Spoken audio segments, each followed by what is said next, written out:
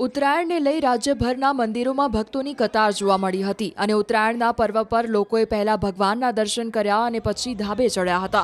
અમદાવાદ શહેરના વિવિધ મંદિરોની સાથે જગન્નાથ મંદિરે પણ ભક્તોની ભીડ જોવા મળી તો બીજી તરફ ઉત્તરાયણના દિવસે દાન પુણ્ય કરવાનો પણ અનેરો મહિમા છે। આજના દિવસે અબોલ પ્રાણીઓને ઘાસચારો ખવડાવવાનો અનેરો મહિમા છે। ત્યારે અમદાવાદના જગન્નાથ મંદિરમાં લોકોએ ભગવાન જગન્નાથના દર્શન કરીને સાથે જ ગાયને ઘાસચારો ખવડાવી પુણ્ય કમાવ્યું હતું।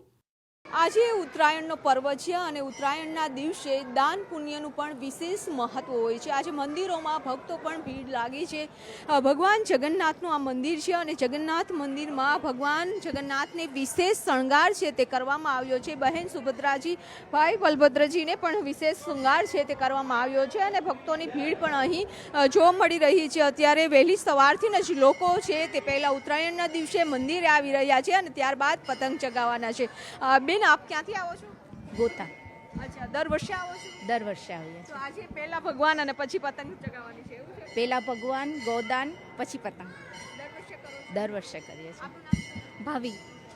બેન, અત્યારે દર્શન કરવા આવ્યા છો, શું કહેશો કે ઉત્તરાયણનો પાવન પર્વ હોય છે અને તહેવારો હંમેશા કોઈ પણ હિન્દુ તહેવારો હોય છે ત્યારે મંદિરે દર્શન કરીને આપણે શરૂઆત કરીએ।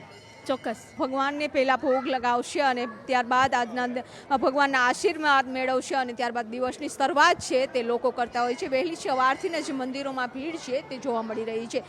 અંબાજી મંદિરમાં પણ જાણે દિવાળી હોય તેવો માહોલ સર્જાયો હતો। મા અંબેના પ્રાગટ્યોત્સવની ઉજવણી કરવામાં આવી, જેને લઈને દિવાળી જેવો માહોલ સર્જાયો। અંબાજી મંદિરમાં દીવડા પ્રગટાવવામાં આવતા મંદિર આકર્ષક દીવડાઓથી ઝગમગી ઉઠ્યું હતું। દીવડાથી મા લખી આકર્ષણ જમાવ્યું હતું। અંબાજીના માનસરોવર કુંડ પર સાધુ સંતો દ્વારા મહાઆરતી પણ કરવામાં આવી હતી તો સવારથી મંદિરોમાં ભક્તોની ભીડ જોવા મળી હતી। બીજી તરફ મકર સંક્રાંતિએ દાન દક્ષિણાનું મહત્વ હોવાથી અંબાજીના હાઈવે પર ગાયને ઘાસ ખવડાવવા માટે ઘસારો જોવા મળ્યો હતો। આદિવાસી લોકોએ ઘાસચારાના પૂડા ખડકી દીધા હતા, જ્યારે તેટલા જ પ્રમાણમાં લીલો ચારો પણ ઉપલબ્ધ કરી દેવાયો હતો। સવારે ઠંડીનું પ્રમાણ વધુ હોવાના કારણે સર્કલ પર લીલો ને સૂકો ઘાસચારો લઈને અનેક આદિવાસીઓ જોવા મળ્યા હતા। સાથે જ દાન પુણ્ય કરનારા લોકો પણ જોવા મળ્યા।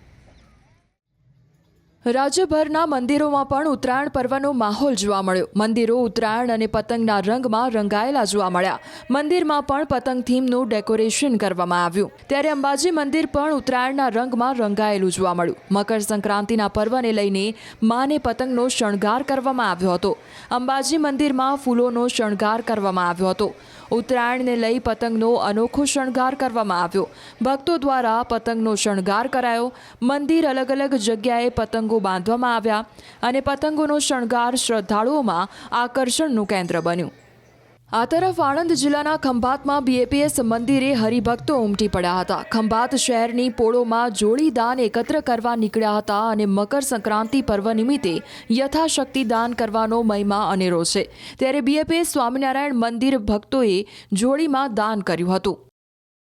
આ બાજુ ભાવનગરમાં ઉત્તરાયણને લઈ અનેરો ઉત્સાહ જોવા મળ્યો। અક્ષરવાડી મંદિરમાં પણ પતંગ થીમનું ડેકોરેશન કરવામાં આવ્યું છે। અનેક દર્શનાર્થીઓ વહેલી સવારથી જ મંદિરમાં દર્શન કરવા માટે અને દાન પુણ્યમાં જોડાયા છે। ગાયને ઘાસ ખવડાવીને દાન પુણ્ય કર્યું તો વહેલી સવારથી મંદિરમાં ભક્તોની ભીડ જોવા મળી તો બીજી તરફ બીએપીએસ સ્વામિનારાયણ મંદિર અક્ષરવાડીમાં મંદિરનું વિશેષ સુશોભન કરવામાં આવ્યું છે, જેમાં પતંગની અલગ અલગ થીમ પર મંદિરનું ડેકોરેશન કરવામાં આવ્યું છે।